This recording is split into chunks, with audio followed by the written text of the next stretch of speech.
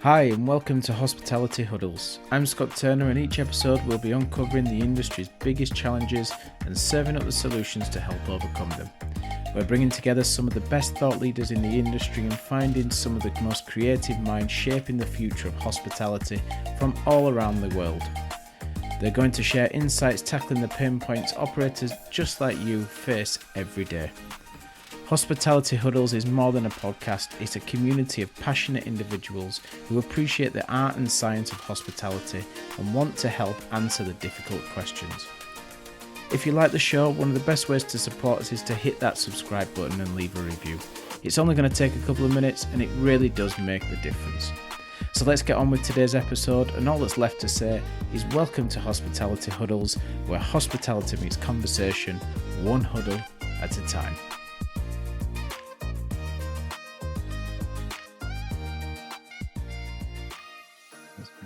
Live. Yay. All right. We're live on TikTok. Let's get it.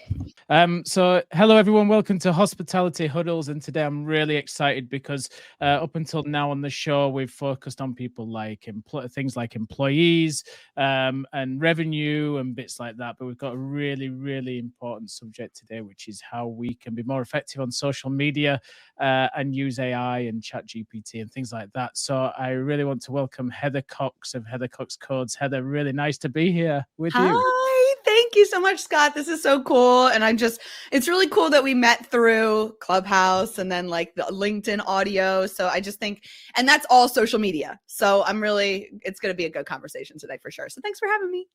No, absolutely. And we should shout out to the digital hospitality room as well while we're both here. Otherwise it would not be fair, would it? So in true form of digital hospitality, we always get 60 seconds to say who we are and what we do. So over to you on this, because you'll explain it much better than I will. Yeah, thanks, Scott. I appreciate it. For everybody who doesn't know me, my name is Heather Cox of Heather Cox Codes. I am a social media manager and strategist, WordPress website designer, search engine optimization and social media optimization professional, content creator, also an AI marketing professional, also a host of a micro podcast called Into the Black, which is coming back in March. I'm also a host of a audio space on LinkedIn called Dark Mode, which happens at 12 p.m. EST today. And I'm also a 2-time TEDx speaker. And I love AI and technology and social media. I'm a big old nerd. So that's me in a nutshell. Awesome. And I think, I don't know what's happened, but just recently, not only were you active on social media anyway, but it just seems to have ramped up with your content. And the video today for the new podcast was brilliant. It made me smile. So I'm really excited about this one. So let's get straight into some of the questions and we'll get down to the nitty gritty. So we'll kind of kick it off in terms of social media and, you know, the way it's used in restaurants and the way that it's used as a tool. I really want to try and challenge kind of the typical approaches and really encourage restaurateurs, hoteliers that I work with to think outside the box when it comes to social media. I'll talk about an example that I had yesterday, which is the perfect example. And I'll let you talk more about what you think on this. But I was with a director of sales and marketing yesterday in a hotel, and I'd just been listening to Gary Vee on the way in, and he was saying that the way to make a presence online in 2024 was to go live. So I was sitting with them going, listen, guys, how do we go live? Because Gary Vee is doing it. I've just watched him literally go live for an hour doing a team meeting. How can we do that in restaurants? And they got really scared about just turning on a camera and letting it film of people, which, considering you're doing exactly the same thing now, just goes to show live is the way forwards. But it's just a great example, isn't it? Our restaurants, hotels, people like that, we always play a little bit safe, but there's so much opportunity out there to think differently. So over to you on this. Give us the elevator pitch on how you can use it as get away from traditional restaurant marketing and really start thinking outside of the box. Yeah, for sure. A lot of traditional marketing for restaurants and the traditional use of social media, I feel as though that restaurants have kind of gotten comfortable in what they have been using social media for over the last decade, which is a feed post, food images, static images, maybe some like longer, maybe shorter captions, maybe not captions at all, people not using any hashtags, no local hashtags. So they're just doing the bare minimum and they're relying on the old school social media tactics that once worked. Back in the day, Facebook, you would post about your lunch sitting at your desk and it would get like 50 likes and a bunch of comments about you eating at your desk. But now that doesn't do anything, right? We want to integrate more video, like you said, more lives. And yes, restaurants and hotels kind of do get a little scared when they're like, oh, I have to go live, and they don't know really how to go live. And I'm going to give everybody two really good tips that they haven't implemented yet. And I'm trying to get the Delaware restaurant industry to implement it, which is having a content phone for your establishment, not relying on people's personal content phones, their personal phones, and saying, hey, just text that to the owner. And a lot of the times restaurant owners don't like for their employees to have phones on the floor. It takes away from the hospitality aspect and you helping the customer. So having a content phone behind the bar, by the POS system, hanging out in the manager's office with like a big yellow tape on it that says content phone. Well, then you can share that with your employees, the bartender, the manager, maybe do a selfie when you get like a food drop from US Foods or your liquor permit, whoever it is, use that content phone, go live with the content phone. And then another, I think a really great way to go live is don't go live with yourself, because a lot of restaurant owners don't like to be in front of the camera. They have other things to do. They're not ones to be out in the ether and in the promotional product. But going live, and I had this really cool idea where if you go live and you order a ton of food and you do that really cool flat lay of all the food, and then you take a ring light and put your camera like this, so it's looking down at the food, and you go live, but then you just have a ton of people grabbing their fork, putting the fork in the food. You don't see their faces, but you hear them experiencing the food, saying, yum, this is good. Oh my God, those Brussels sprouts were amazing. Let me grab that. And you see them with their fork hitting it. There's so many cool things that you can do with live that traditional marketing really doesn't capture, and that now with what I call the verticalization of social media, more vertical video and more vertical lives are going to be what is going to bring in those eyeballs. So traditional marketing is great. It'll only get you so far. But if you add in the newer video, newer humanization tactics of social media, and that including live, will help you kind of increase your marketing with, and also get more eyeballs on your content without using, like the owner's face or having to be like the influencer of your restaurant, essentially. So, and I can see why people get scared, because they don't want to be the influencer of their restaurant or their entity. So, yeah, just kind of thinking outside the box, I guess, in regards to going live. Yeah, and I think it's one of those, isn't it? When I just recently went to Australia on holiday, we were looking at restaurants to go and visit, and you would go on to you'd use search engine, Google, YouTube, TikTok to kind of find out who were the places people were talking about, and then you go and almost authenticate that conversation either on Instagram or TikTok.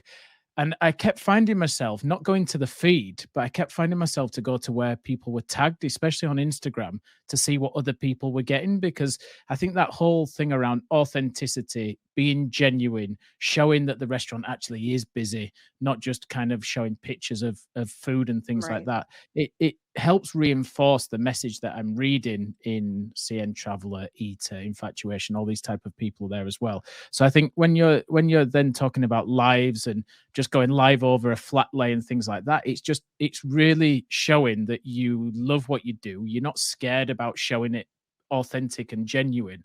And then for that, then I think it really helps to kind of reaffirm that social proof to the guest, right?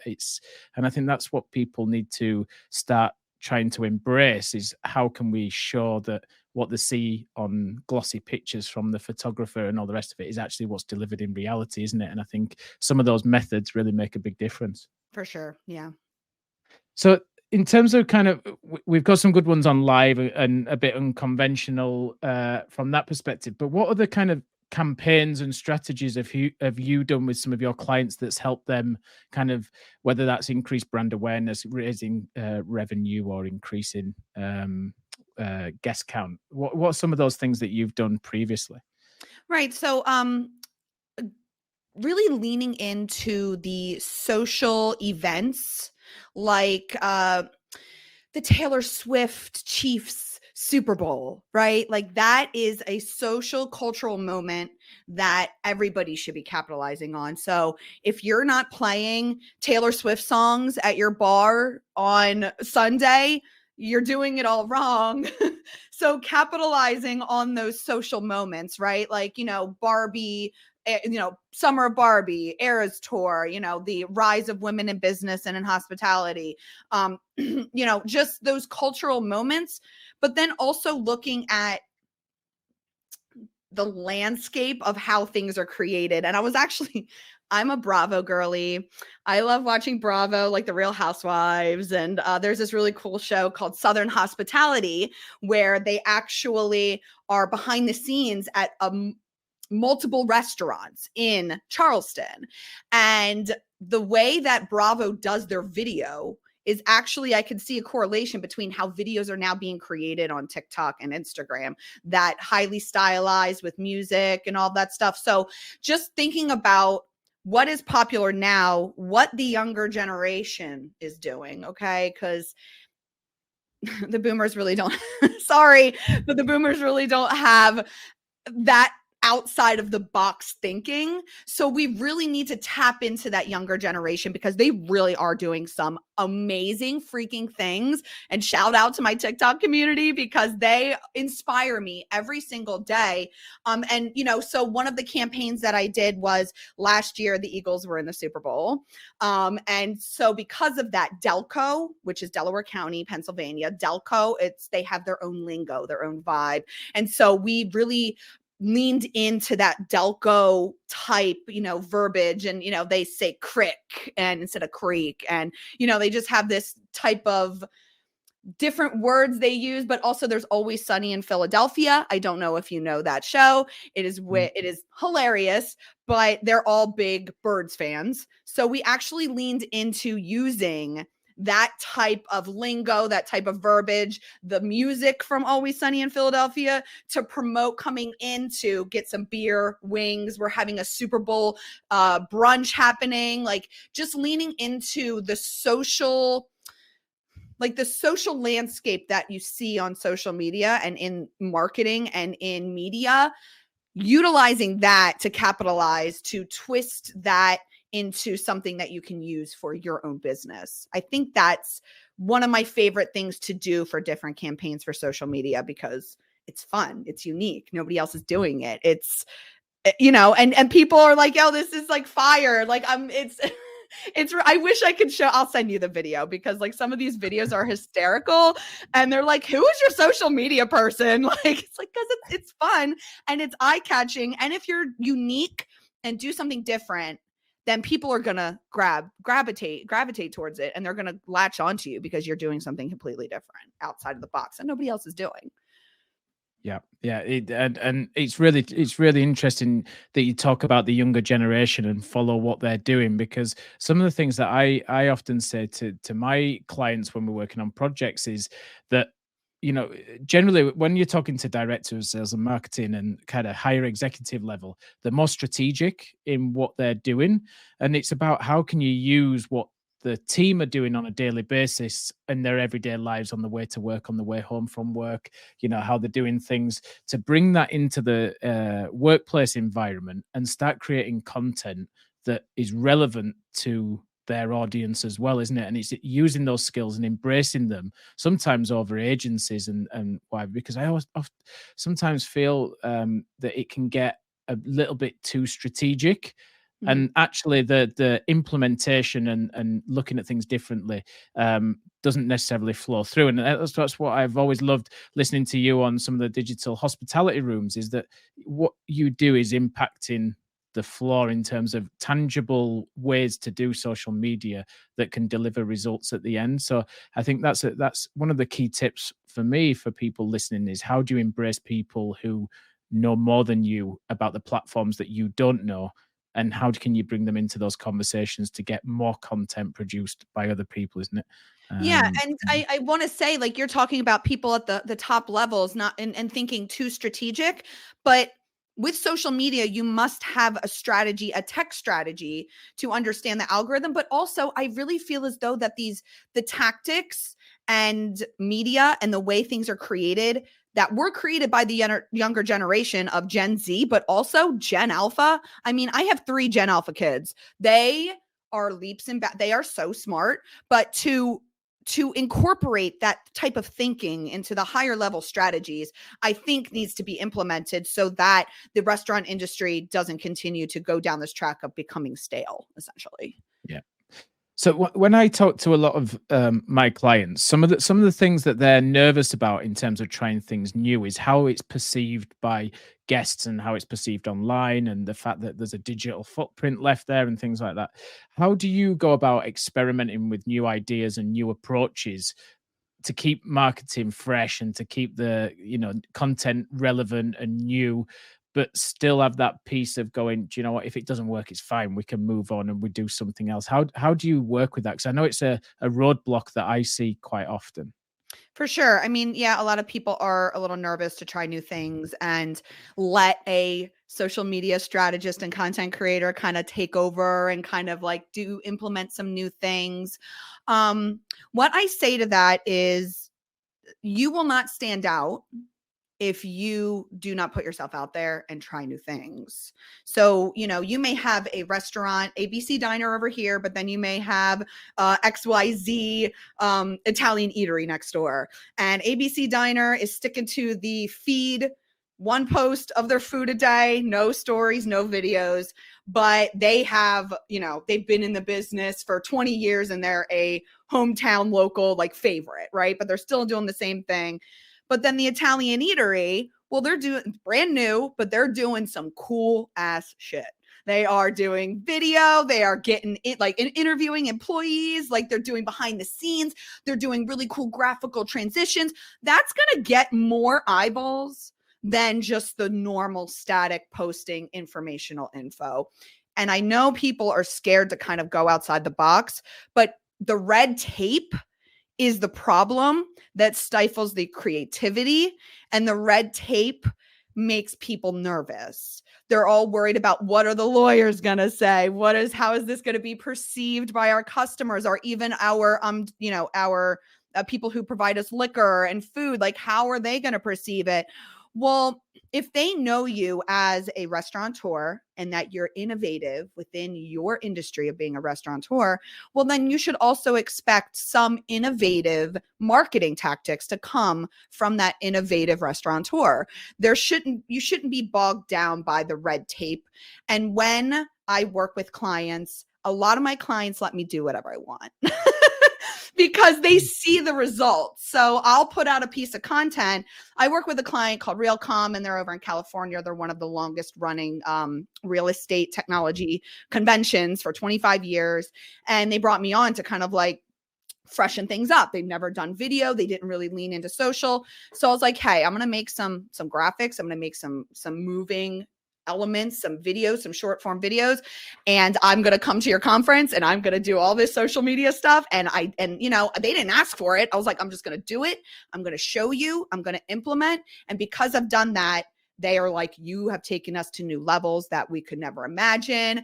And, we want you to try new, exciting, innovative marketing things because we've seen the success. So you need to kind of have a little faith when it comes to content creators and social media strategists, because we're just not here like, going to be posting about your dog because you have a dog. Like, we're going to be posting about the fact that you may have a dog, but you also offer a pup cup or a dog menu at your restaurant. And so we tie that back, and that may be something innovative, but it also talks to your goals and also the things that you offer at your restaurant. So just take a leap of faith.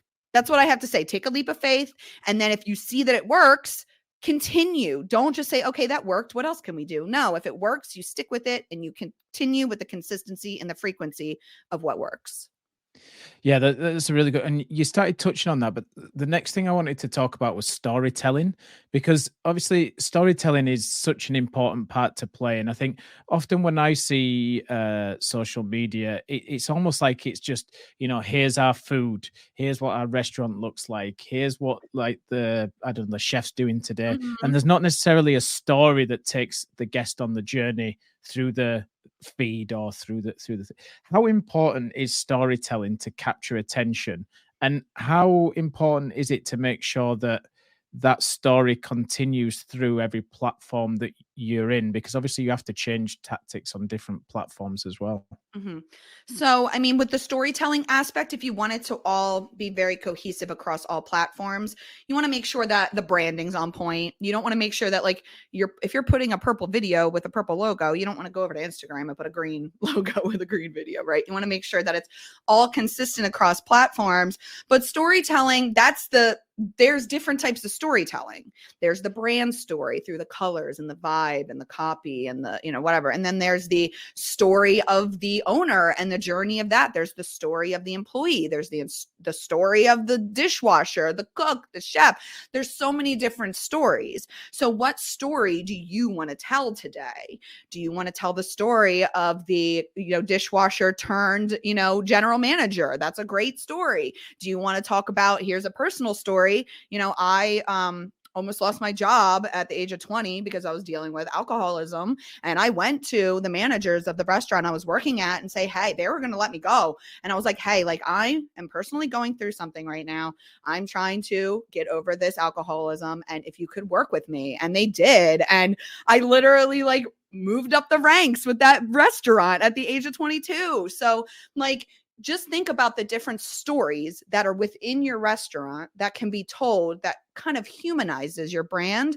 And again, storytelling, there's so many different stories to tell, from your brand story to its inception, to the dishwasher, to the cook, to the server, to the owner, to, the providers, to the liquors, like all the things. There's so many different stories. You just need to find which story works best for your brand and for your company.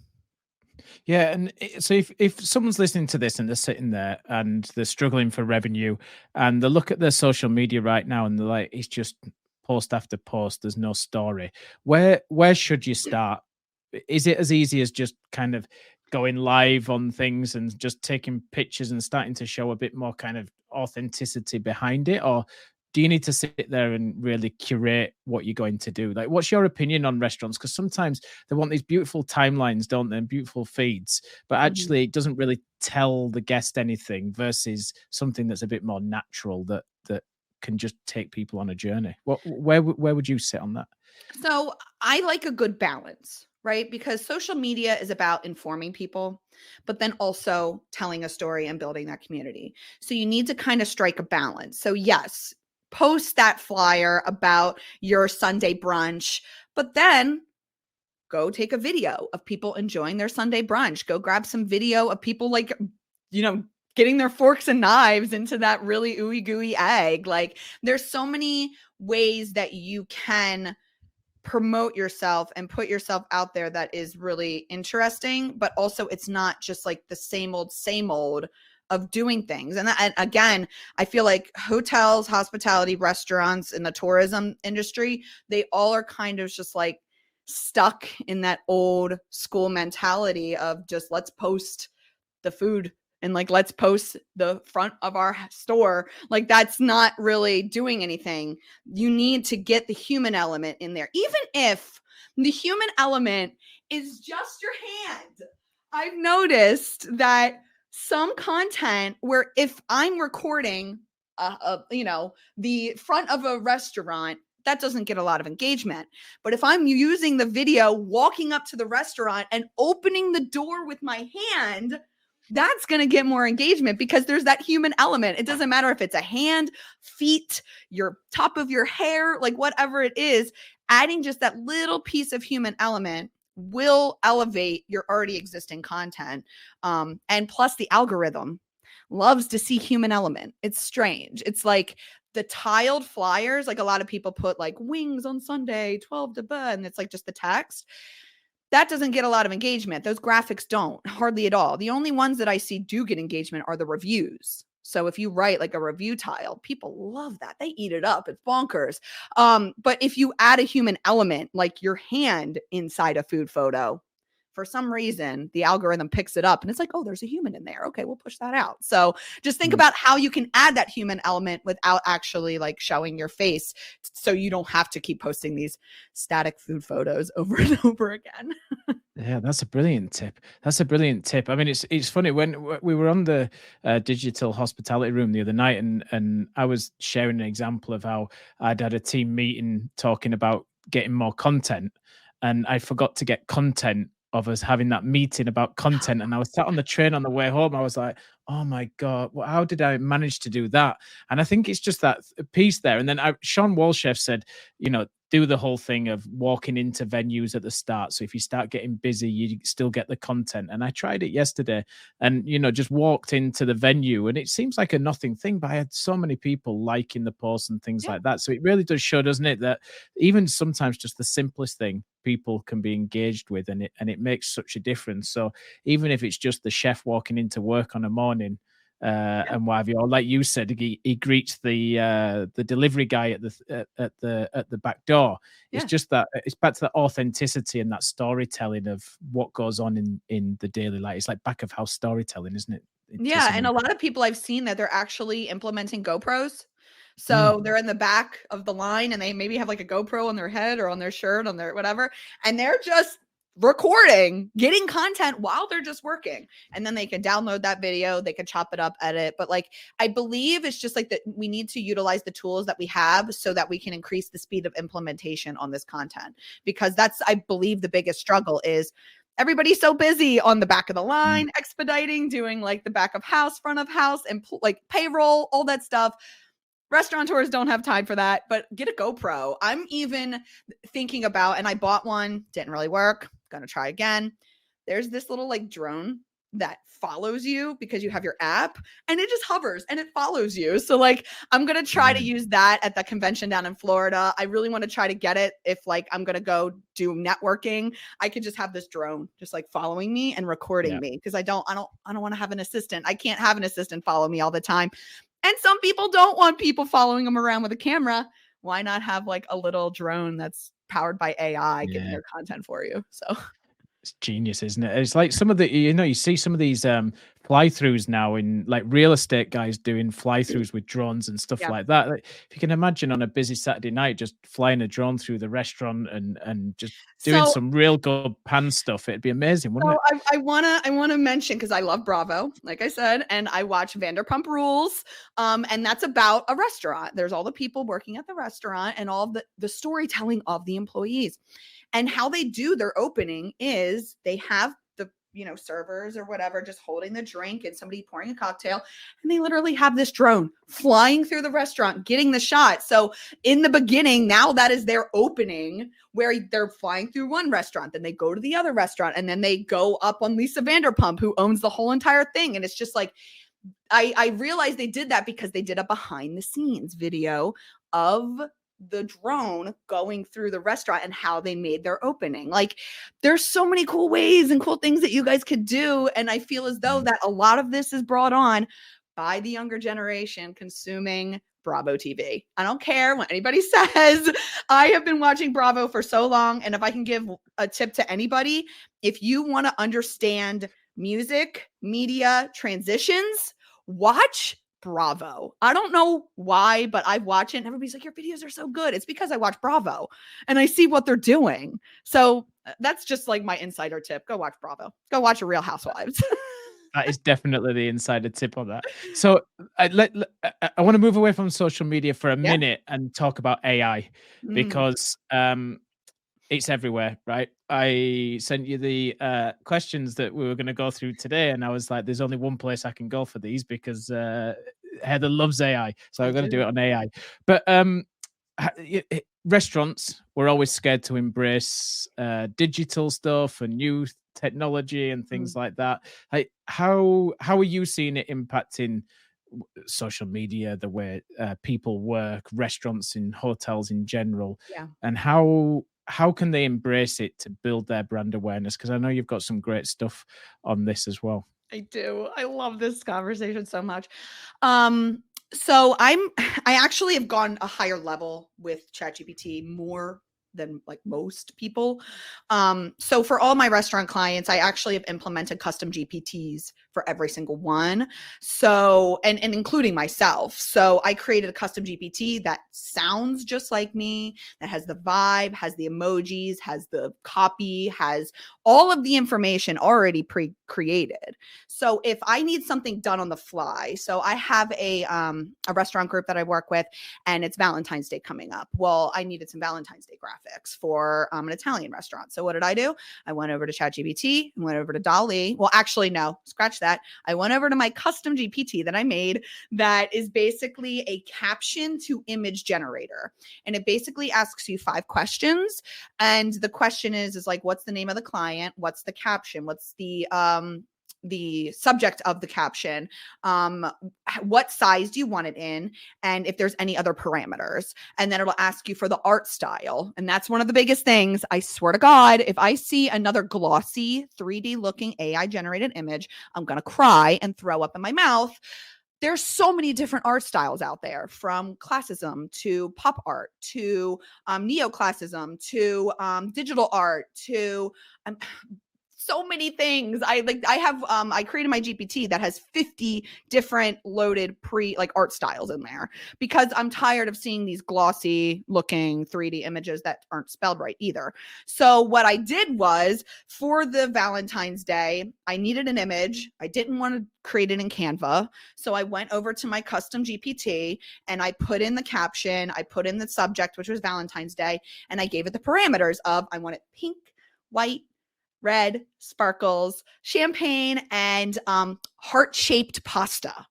And it gave me this, I think like 4 or 5 images now, where I created this image, and now we can use that for our social media campaign. And it's beautiful. It's a watercolor. It's like, it looks like somebody painted it. So, just utilizing AI for speed of implementation, I think, is key. I've been doing this for almost 15 years. And before AI happened, I was writing all copy. I was writing all captions. I had to employ people to write captions. I had a client, it was 6 restaurant group. There are 30 captions per month times 6. That's 180 captions per month. That took 2 weeks, 3 weeks. But now with these custom GPTs, I can literally, I just click a button. It says, what content do you want to make? What month do you need it for? February 2024. And it spits out the whole entire content calendar for me, which I already preloaded in the back of the GPT.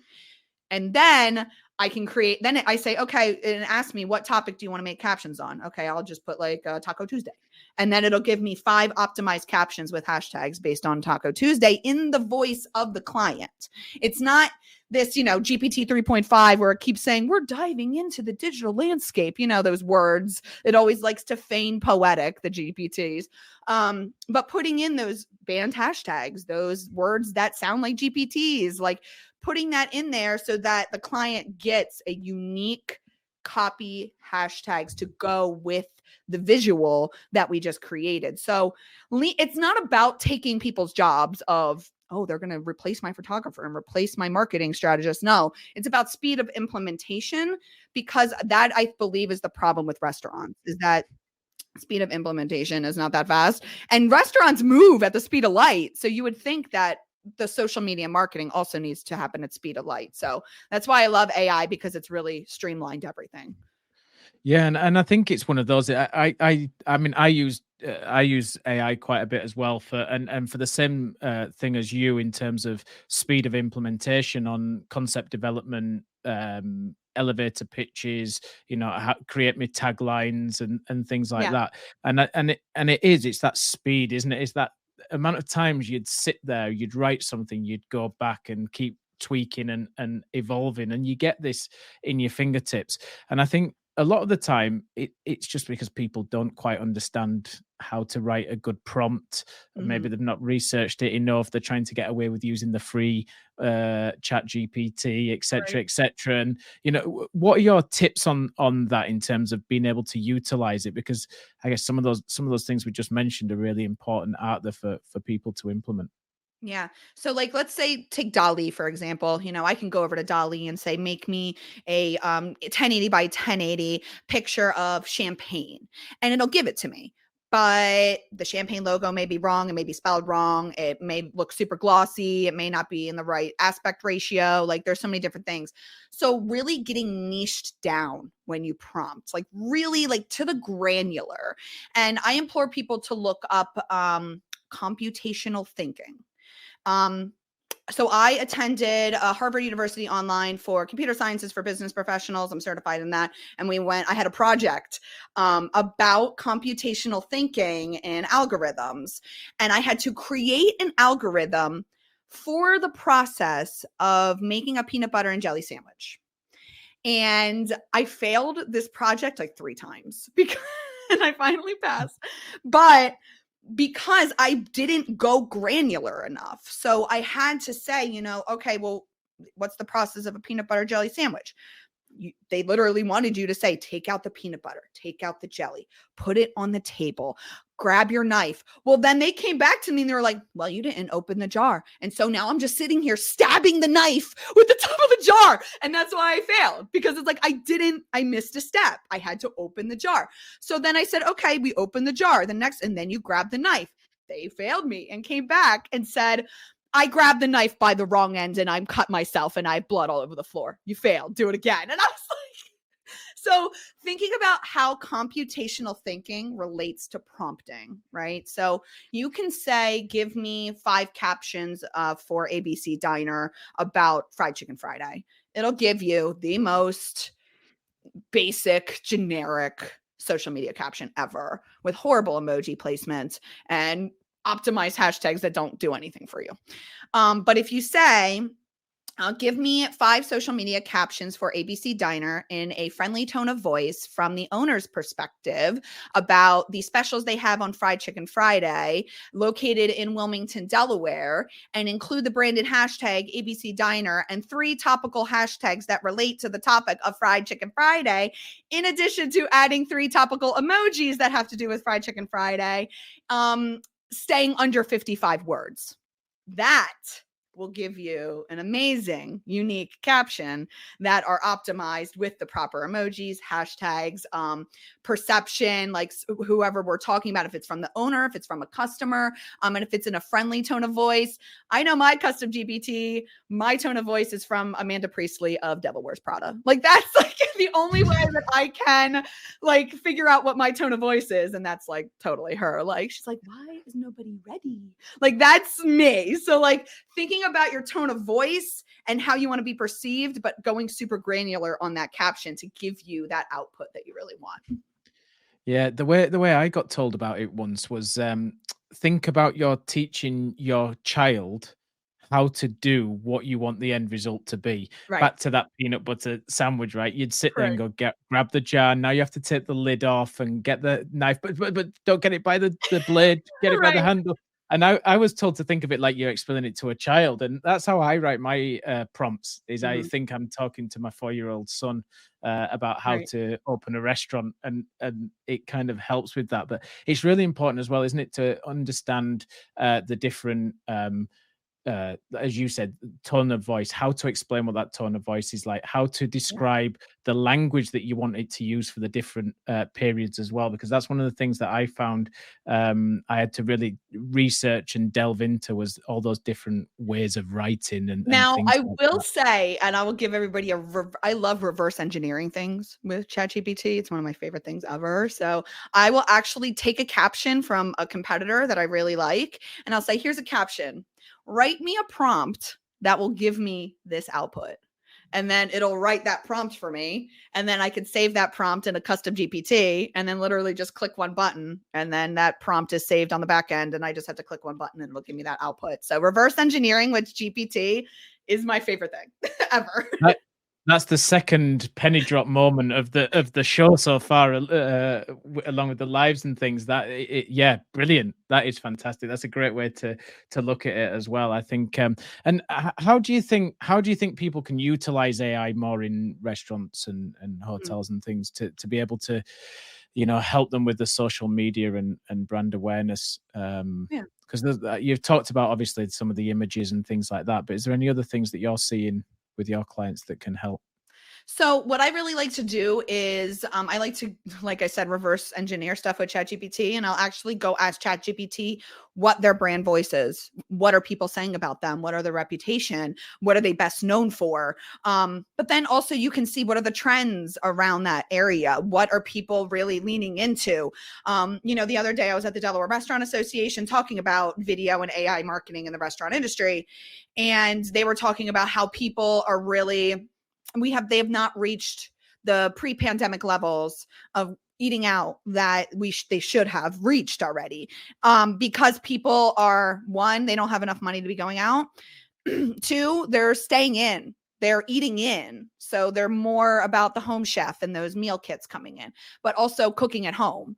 But then also going out to restaurants in the suburbs. So they're not going to those city restaurants anymore. They're looking for those, smaller restaurants. So you can actually find those types of trends in your local area through the use of AI, which can give you really good ideas on the content that you should be making. So the other day I was on TikTok and there was somebody talking about the alcohol industry and how Gen Z is not really going out anymore, but they want to feel older. And how they're doing that is through dinner parties. So use that information. If you are a, restaurant or a liquor store, you can create kits being like, hey, like this is our, at-home meal kit, throw your own dinner party. Here's some like $5 off this wine to go with your dinner party. Like, utilize the social trends and utilize AI to find those trends so that you can craft your content and your social media content around that local trend to bring people in locally. Because, I was on the phone today with somebody. They're like, we get likes from California, but that's not going to bring people through the door. We're in Delaware. So it's like, yeah, like you really need to lean into the local trends and the local community through the use of AI, because AI is amazing. It's amazing. And then you could take like your like the analytics from your social media, your Facebook, your Instagram, your TikTok, your Twitter, whatever, your X, sorry. And download that CSV file, put it over in a GPT in the analyzer and say, analyze this data for me, put it in a line graph and let me know if there are any weaknesses, any strengths you see, any new copy we should be doing, any new content. AI is basically your assistant, and the restaurant industry really should be leaning into it for marketing, but also for like back of house stuff, like upload your whole entire, your food, oh my God, your checklists and stuff, and just like throw it in there and then have that be like, okay, like I lost 3 bottles of liquor this month and I can't account for it. Let me just take all of that data that I have from 2 years, throw it into GPT, let it analyze and say, okay, is there something specific like each month? Oh, we can't account for 3 bottles. And it happens every time at this month. So just think about how you can use AI to really analyze all of the aspects of your restaurant entity and not just social media marketing.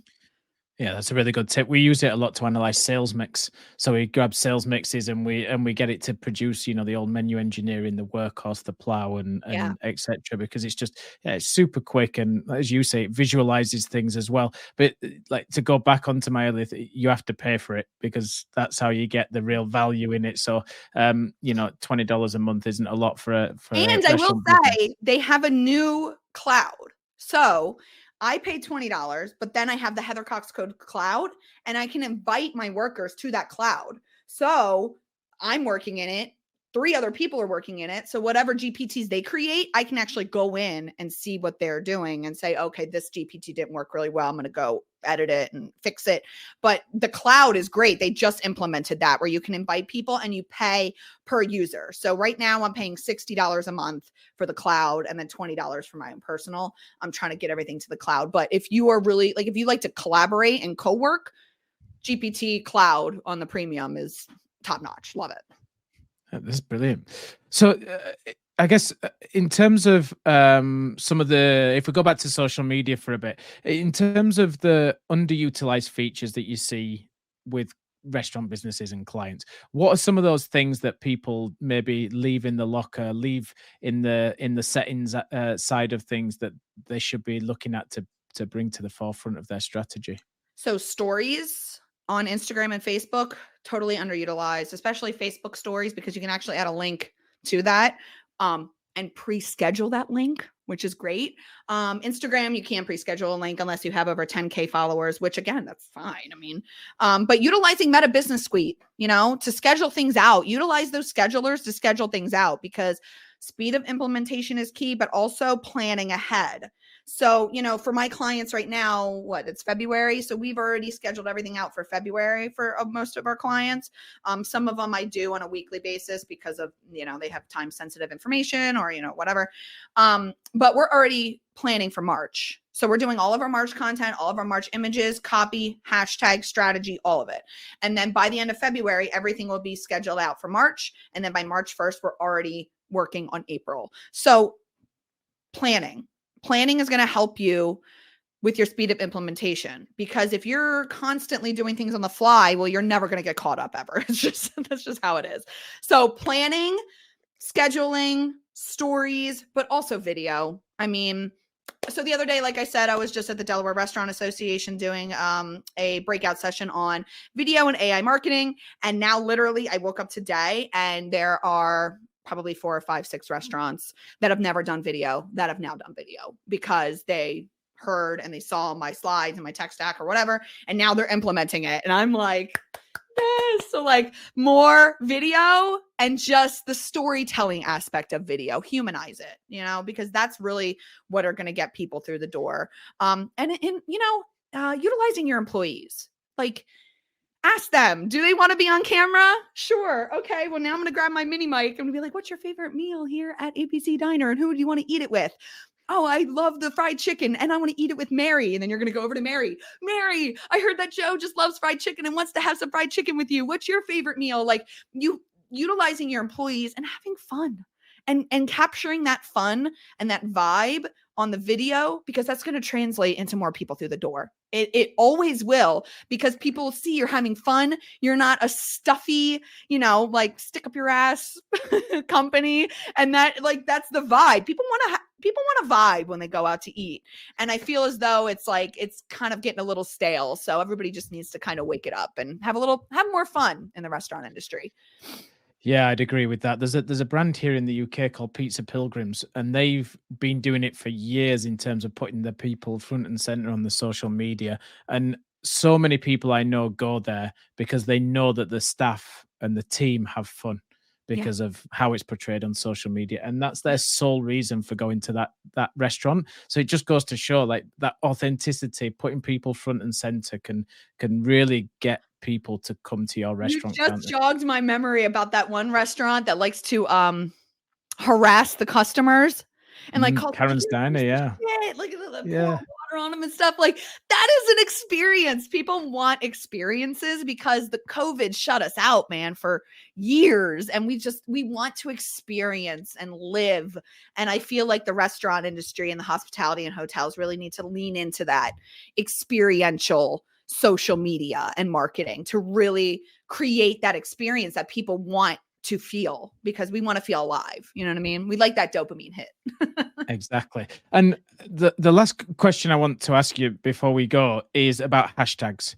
How important are hashtags, and where would someone start to start getting the ideal hashtags for them? Because I read a thing this year that said everyone should have their own hashtag this year, I think it was. So ours is Think Differently 2024. So what's the importance of it? What should people do about it? And I know you've got a great tool on this, so it's a good plug for your product as well. So I am a huge proponent of my hashtag, Heather Cox Codes. Always there, always on the back of my car, everywhere. Because like you said, I guess 2024, everybody needs a branded hashtag. Well, branded hashtags have been around forever. It's just that nobody really knows how to utilize it.